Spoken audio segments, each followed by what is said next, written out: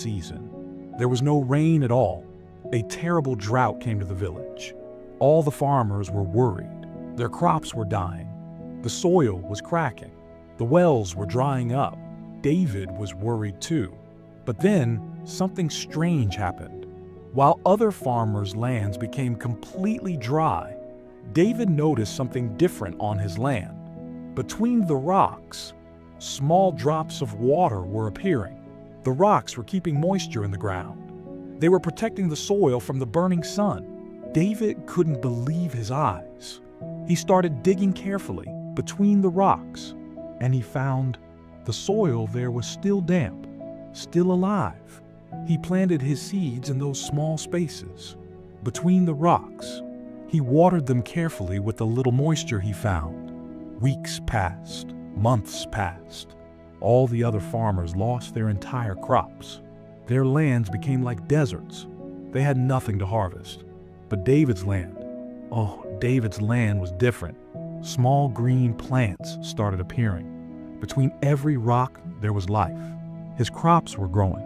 The rocks that he hated so much were actually protecting his plants, keeping the water from evaporating, shielding the roots from the harsh sun. When harvest time came, everyone was shocked. David had the only successful crop in the entire village. While everyone else had nothing, he had plenty. People came to see this miracle. They asked him, "David, how did you do this? Your land was the worst, but now it's the best." David looked at his rocky field. Tears filled his eyes. He said, "I spent years hating these rocks. I thought God had cursed me, but God knew something I didn't. He knew the drought was coming. He knew I would need these rocks. What I thought was my curse was actually my blessing." The village elder heard the story. He came to David and said, "My son, you have learned a great lesson.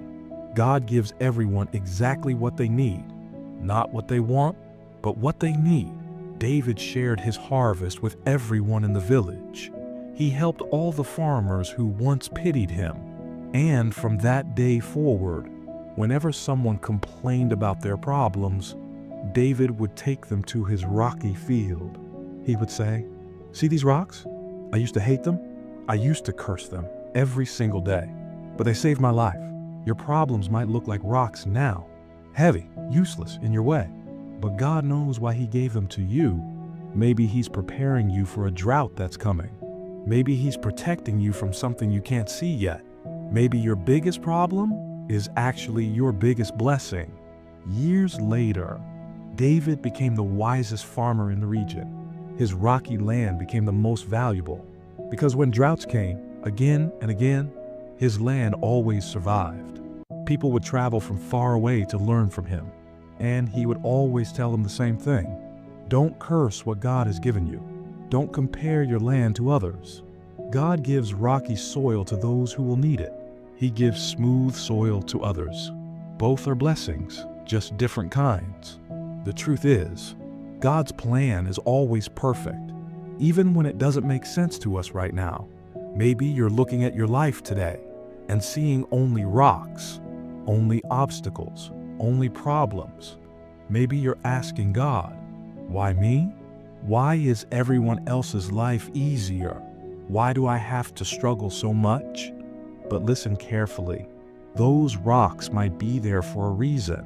God might be preparing you for something. Your struggles are not accidents. They are not punishments. They are preparations.